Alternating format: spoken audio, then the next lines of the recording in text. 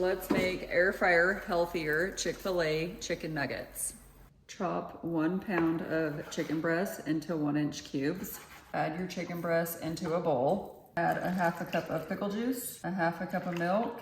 Mix that together, cover with plastic wrap, and then let it marinate for 30 to 60 minutes or overnight in the fridge. In a bag, mix together a 1/2 cup of all-purpose flour, garlic powder, onion powder, paprika, salt, pepper, and then just mix that around really well.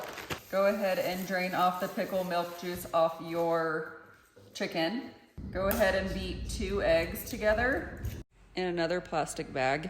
Add about a cup of the panko breadcrumbs. Add all your chicken to your flour mixture. Go ahead and shake the bag really well to coat all the chicken in the flour mixture.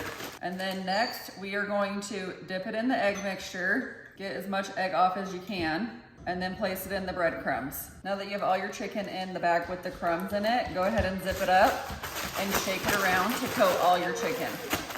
Go ahead and preheat your air fryer to 400 degrees Fahrenheit.